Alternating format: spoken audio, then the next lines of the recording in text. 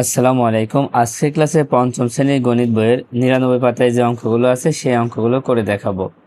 তোমরা সবাই 99 পাতা বের করো। দেখো ঠিক উপরে একটা লিখিত অঙ্ক আছে, লেখা আছে আলম সাহেব একটি ব্যাংকে 7% বার্ষিক মুনাফায় 20,000 টাকা বিনিয়োগ করেন।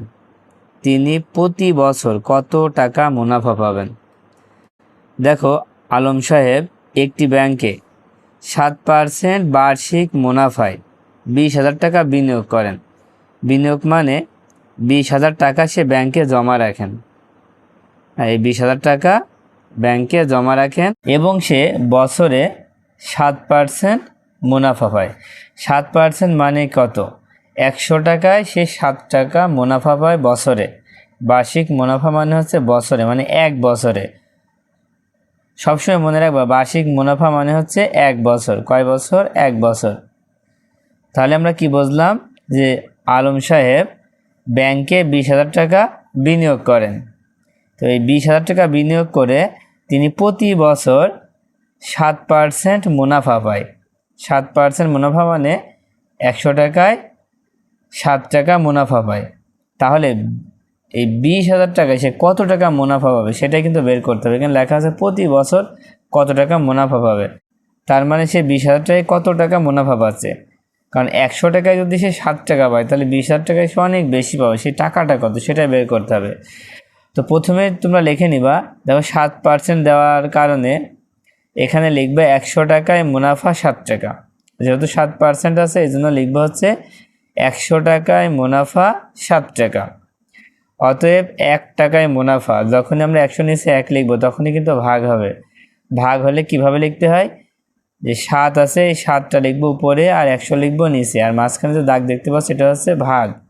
এই দাগটাকে আমরা ভাগ বলি। এবার 1-এর নিচে আমরা কত লিখবো?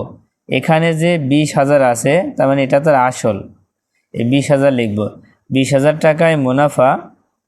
এখন দেখো 1-এর নিচে যখন আমরা 20,000 লিখবো তখন এই সংখ্যাটা এখানে গুণ হবে।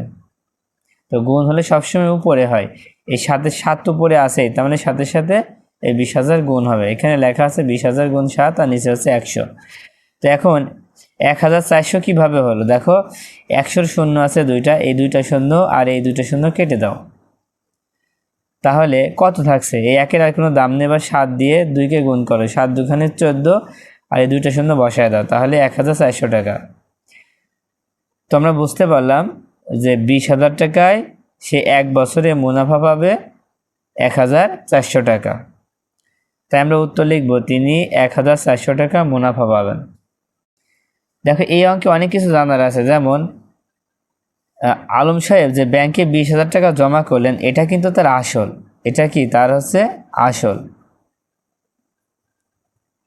আর এই 7% হচ্ছে বার্ষিক মুনাফার হার।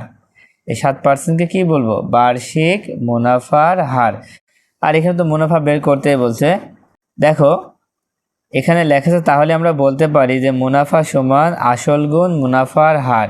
এটা কিন্তু একটা সূত্র। তোমরা চাইলে এই সূত্র দিয়েও অঙ্কটা করতে পারবা। সূত্রটা কি আছে? যে মুনাফা সমান আসল গুণ মুনাফার হার। এটা শুধু এক বছরের ক্ষেত্রে, শুধুমাত্র এক বছরের ক্ষেত্রে আমরা এই সূত্রটা ব্যবহার করতে পারবো। তো চলো আমরা এই সূত্রটা দিয়ে কিভাবে অঙ্কটা করব দেখি। দেখো এখানে যে দুইটা মান আছে এই দুইটা মান আগে লিখে নেব। তাহলে এটা হচ্ছে 20,000 হচ্ছে আসল আর 7% হচ্ছে বার্ষিক মুনাফার হার, এক কথায় মুনাফার হার। তো আমরা প্রথমে লিখে নিব যে আসল সমান কত দেওয়া আছে? 20,000 টাকা। তাহলে আসল হচ্ছে 20,000, আরেকটা হচ্ছে বার্ষিক মুনাফার হার। বার্ষিক মুনাফার হার কত দেওয়া আছে? 7%। কত দেওয়া আছে? 7%। আচ্ছা, এখন আমরা সূত্র লিখবো। আমাদের বের করতে বলছে মুনাফা কত প্রতি বছর। এটা কিন্তু এক বছরের জন্য, তাছাড়া কিন্তু 1 ছাড়া 2 বছর থাকলেও আর এই সূত্রটা ব্যবহার করতে পারবো না। তাই আমরা এক বছরের জন্য এই সূত্র ব্যবহার করব। তাই লিখবো আমরা জানি যে মুনাফা সমান, যেহেতু মুনাফা বের করতে বলছে, মুনাফা সমান আসল গুণ মুনাফার হার, মুনাফার হার। দেখো এইটা কিন্তু সূত্র। এখন সমান চিহ্ন নিচে সমান চিহ্ন দিব। দেখো আসল কত দেওয়া আছে, আসল হচ্ছে 20,000, 20,000 লিখে ফেলো। এবার একটা গুণ চিহ্ন দাও। মুনাফার হার কত? দেখো মুনাফার হার হচ্ছে 7%। 7%, 7% মানে কত, কিভাবে লিখতে হয় তোমরা তো জানো। প্রথমে ফের 20,000 লিখে নিলাম। এবার 7% মানে 7/100। 7% মানে কত? 7/100। এবার এই 100-র এই 2 শূন্য আর এখানকার 2 শূন্য কেটে দাও। এই 20,000 কিন্তু উপরের সংখ্যা, যেহেতু এখানে 20,000 7/100 সাথে গুণ অবস্থায় আছে, একলা থাকার কারণে এটা কিন্তু উপরের সংখ্যা, এই জন্য উপরের সাথে নিচের সংখ্যা কাটাকাটি করা যায়। এবার দেখো 7 দিয়ে 2কে গুণ করো, 7 দুখানে 14, আর এই 2টা শূন্য বসায় দাও, তাহলে উত্তরটা হয়ে গেল। দেখো মুনাফা কত? মুনাফা আছে 1,400 টাকা। এটাই কিন্তু উত্তর। তো তোমরা চাইলে সূত্র দিয়েও করতে পারো, আবার লিখিতভাবেও করতে পারো, তোমাদের ইচ্ছা। এবার এই 1 নম্বরটা খেয়াল করো। 1 নম্বরে আছে একজন উদ্যোক্তা ব্যাংক থেকে 8% মুনাফায় 50,000 টাকা ঋণ নিলেন। প্রতি বছর তাকে কত টাকা মুনাফা দিতে হবে? মানে প্রতি বছর তাকে কত টাকা মুনাফা দিতে হবে। দেখো একজন উদ্যোক্তা ব্যাংক থেকে 50,000 টাকা ঋণ নিলেন। এই 50,000 টাকা ঋণ নিয়ে তাকে প্রত্যেক বছরে 8% মুনাফা দিতে হয়। তো 8% মুনাফা অর্থ হচ্ছে 100 টাকায় তাকে 8 টাকা মুনাফা দিতে হয়। 100 টাকায় যদি 8 টাকা মুনাফা দিতে হয়, তাহলে 50,000 টাকায় কত টাকা দিতে হবে সেটা এখন বের করব। আমি আবার বলছি, 8% মানে 100 টাকায় তাকে 8 টাকা মুনাফা দিতে হয়। এখন যদি 50,000 টাকা ঋণ নেয়, তাহলে 50,000 টাকায় কত টাকা মুনাফা দিতে হবে।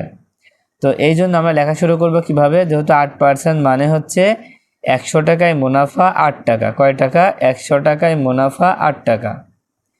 এবার 1 টাকা তো দেয়া আছে, 1 টাকায় মুনাফা, এই 8/100, 8/100, 8 হবে উপরে, 100 হবে নিচে। এবার একের নিচে লিখবো হচ্ছে 50,000। 50,000 যখনই লিখবো, এই 50,000 কোথায় হবে? দেখো প্রথমে 8/100 আছে, উপরে 8, নিচে 100 লিখে নিলাম। তার মানে যে খালি ঘরটা আছে, এই খালি ঘরে আমরা 50,000 লিখে দিব। কারণ একের নিচে কোনো সংখ্যা থাকলে, একের নিচে কোনো সংখ্যা দিলে সেই সংখ্যাটা এখানে এসে গুণ হবে। ঠিক আছে? এবার আমরা কাটাকাটি করব। দেখো 100 2টা শূন্য আর এখানকেও 2টা শূন্য কেটে দিলাম। এবার গুণ করে ফেলো। দেখো 8-এর সাথে 5 গুণ করো, 5 8 40। 40 আর শূন্য আছে কয়টা? 1 2, 2টা, তার মানে 4,000 টাকা। 50,000 টাকায় মুনাফা দিতে হবে 4,000 টাকা। তো প্রতি বছর 4,000 টাকা মুনাফা দিতে হবে। এটা কিন্তু উত্তর, প্রতি বছর 4,000 টাকা মুনাফা দিতে হবে। আচ্ছা, এখন যদি এই অঙ্কটাই আমরা সূত্র দিয়ে করি, তাহলে কিভাবে করব? দেখো প্রথমে বলে রাখি যে একজন উদ্যোক্তা ব্যাংক থেকে যেই টাকাটা ঋণ নিয়েছে, যে টাকাটা ঋণ নিয়েছে এটি হচ্ছে আসল। এটা কি? আসল। আর এই 8% হচ্ছে মুনাফার হার। এটা কি? মুনাফার হার। দুইটা মানই কিন্তু আমাদের জানা আছে, একটা হচ্ছে আসল এত আর মুনাফার হার এত। তাহলে আমাদের বসে প্রতি বছর কত টাকা মুনাফা দিতে হবে। শুধুমাত্র 1 বছর উল্লেখ থাকলে এই সূত্রটা ফেলা যাবে, তাছাড়া কিন্তু হবে না, শুধুমাত্র 1 বছরের জন্য। তো আমরা এখানে দেখো লিখতে পারি যে আমরা জানি মুনাফা সমান আসল গুণ মুনাফার হার। দেখো তো আসল কত? আসল হচ্ছে 50,000 টাকা। তো 50,000 টাকা লিখে দাও, তারপর গুণ মুনাফার হার। এখানে হার লেখা হয়নি, মুনাফার হার। তো মুনাফার হার কত? তো এখানে মুনাফার হার লেখা হয়নি, দেখো মুনাফার হার লিখে দিয়েছি। মুনাফার হার কত? মুনাফার হার হচ্ছে এই যে 8%, এখানে আমরা 8% লিখতে পারি। মুনাফার হার হচ্ছে 8%। তাহলে আবার 50,000 টাকা লিখে নিলাম। লিখে নিয়ে 8% সমান হচ্ছে 8/100, 8/100। এবার 100-র এই 2টা শূন্য আর এই 2টা শূন্য কেটে দিলাম, তার মানে 5 8 40 আর শূন্য হচ্ছে 1 2, এই 2টা শূন্য বসায় দিতে হবে। তো আশা করি তোমরা লিখিতভাবে বুঝতে পেরেছো, আবার সূত্র দিয়ে বুঝতে পেরেছো। তোমাদের ইচ্ছা, তোমরা যে কোনো নিয়মে করতে পারো, তবে এই সূত্রটা শুধুমাত্র প্রশ্নে যদি প্রতি বছর বা 1 বছর লেখা থাকে তাহলে হবে, তা না হলে এই সূত্র ব্যবহার করা যাবে না, তখন অন্য সূত্র ব্যবহার করতে হবে। দেখা যাচ্ছে 1 বছরের জায়গায় 2 বছর 3 বছর থাকে, তখন আমরা অন্য সূত্র ব্যবহার করব। সেটা আমরা পরবর্তী ক্লাসে দেখাবো। তো আজকের মতো ক্লাসটা এই পর্যন্ত। আল্লাহ হাফেজ।